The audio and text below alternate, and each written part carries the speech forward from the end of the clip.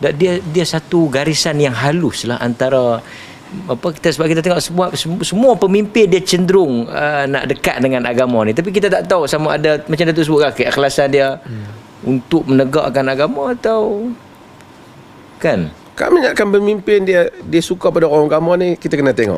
Dia suka kerana orang agama tu dia suka pada agama, atau kerana dia tahu orang agama akan membawa ada pengaruh untuk politik dia. Kerana kita tahu agama ni pengaruhnya sangat kuat dalam masyarakat, terutama dalam geografi. Dan dia ada macam-macam jenis jugalah yang orang awam kena tahu. Ada orang yang menggunakan ibadat tertentu untuk dia tunggang supaya dia tu nampak saleh pada masyarakat. Yang ni paling mudah lah. Sebab tu kata bila nak pilihan raya, maka beramai-ramailah pergi umrah, majlis sana, majlis sini kan, majlis sana, majlis sini bersama dengan ilmuwan tu, bersama dengan semayang pun ambil gambar. Itu pertama. Yang kedua, satu lagi dia next level apabila hukum-hukum pula dipermainkan, diubah-ubah hanya semata-mata kerana nak mewajarkan tindakan politik yang bersifat ijtihadi. Ini pun bahaya juga. Jadi sebab itu, sebagai orang yang mengikut ni, kena letakkan kepentingan agama tu yang first. Kepentingan kumpulan dan aliran dan parti di belakang. Jadi kalau betul benda ni telah bercanggah dengan apa yang disebut oleh agama, maka kena dahulukan. Sebab kadang-kadang bila kita sebut benda ni, anda sebut benda ni lama juga dulu, sehingga ada orang kata dia ni macam pelik. Sebab bila kita kata parti ni adalah wasilah, agama itu adalah tuntutan, agama itu adalah matlamat, benda ni jarang disebut dulu. Datuk Mufti antara yang awal sebut lah. Tapi bila kita sebut benda tu dan kita kempen, ramai orang kata macam dia ni atas pagar, dia ni tak tahu, dia ni tak ada pendirian. Tak ada Sedangkan pendirian. itulah pendirian yang sebenar. Pendirian yang sebenar adalah bersama dengan kebenaran. Tak kira di mana. Kun ma'al haq haitsuma kunt. Berada bersama kebenaran di mana pun kebenaran itu ada. Kan? Jadi selalu anda sebut benda ni. Kalaulah agama itu tidak pernah terkurung di dalam satu mazhab, begitu juga agama tidak pernah terkurung dalam satu parti. Kerana parti lebih kecil daripada mazhab. Parti lagi lekeh nak dibandingkan mazhab. Mazhab dengan segala argumen, hujah dan madrasah dia. Usul kan. Parti, satu parti orang tubuh didaftarkan oleh pertubuhan. Cuba tengok hari ni berapa banyak. Anak ni sebutlah untuk semualah. Kita semua alhamdulillah ada kawan daripada semua parti politik, alhamdulillah. Tapi kita nak sebut untuk para pengikut ni, jangan fanatik, jangan taksub. Cubalah tengok rekod dalam Malaysia ni berapa kali berubah.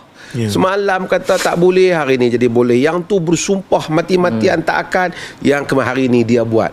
Semua yang mereka buat kebanyakan itulah yang mereka janji, sumpah seranah dulu bahawa mereka tak akan buat, tapi mereka buat. Kemudian apa yang mereka kata sama sekali tak akan mesti dilaksanakan, hari ini mereka kata tak boleh laksanakan. As-siyasatu ukhtul kadhib. Siasah saudara politiklah saudara pembohongan. Kan? Saudara pembohongan. Bukanlah kita politik dalam erti kata itu, tapi kalau politik dalam erti kata, orang kata Islam tak boleh dipisahkan dengan politik. Islam itu adalah tujuan berpolitik ialah menegakkan Islam. Islam dalam kerangka yang luas lah, bukan Islam dalam maksud arti kata potong tangan saja. Itu bukan itu maksudnya. Islam ni kita masalah yang luas. Tapi itu tujuannya politik. Tapi yang berlaku sekarang ni bukan. Yang berlaku sekarang ni politik yang mana apabila bercakap politik, wak mari dalil agama. Ataupun bercakap politik semua bunyi beragama. Semua ni bukan parti mana tertentu je, semua parti buat. Sebab tu yang ada yang bukan Islam pun try baca dalil. Try baca dalil tu. Lepas tu yang bergaduh tu sebab apa? Dia tahu market dia yang itu. Market dia yang tu. Sebab tu kalau boleh kita ni kena ada peraturan juga.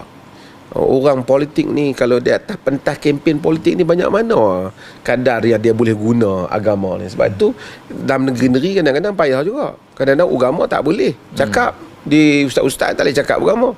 Tapi bila orang kempen politik ahli kempen politik ni parti macam-macam lah, bukan satu parti lah. Ada yang ni pun baca dalil, itu yang baca dalil, tu baca dalil. Dulu masa awal kita muda-muda kecil-kecil lagi teruk. Masa nak mula baca semua, nak parti-parti nak baca Nabi Muhammad Subhanahu Wa Taala apa dah kan. Dan maksudnya kenapa jadi macam tu, kerana dia rasa dia pun nak dapat pengaruh agama. Masa tu orang tak berapa lagi kan. Kita tutuplah ceramah kita malam ini dengan inna lillahi wa inna macam tu. Sampai begitu pada zaman dulu kan. Tapi lama-lama dah pandai dah, mula dengan alhamdulillah tutup dengan semua. dia berubah. Semua parti melalui proses yang sama. Tapi siapa dulu dan kemudian menggunakan agama. Akhirnya semua benda yang dulu umpamanya anda kata bahawasanya sebahagian benda-benda yang kita sebut tentang agama ni tak boleh dibuat dalam konteks sekarang ni. Dia kata ini Dr. Mazhar ni tak jelas. Tak jelas, fikrah yang tak jelas. Fikrah yang tak jelas. Sekarang ni bila mereka terlibat dalam pemerintahan, mereka kata yang sama. Kita telah kata dulu. Begitu juga parti-parti yang lain, sama juga. Sebab itu kita, para pengikut ni jangan fanatik. Kalaulah kami ni menyeru kepada tidak fanatik dalam bermazhab, melihat kita lebih patut menyeru jangan fanatik dalam berpolitik. Bukan maksud kita memusuhi orang parti mana-mana, tapi maksudnya kita tak mau elakkan orang Islam jadi bodoh kerana terlalu ta'assub kepada parti tertentu. Akhirnya diperbodohkan. Lepas tu parti tu ubah pendirian. Dia terpinga-pinga. Hari tu dia tukar-kulat, dia jumpa kita, dia malu lah. Hari tu kami hang sampai nak kapek dengan aku. Hari ni hang sama pula benda.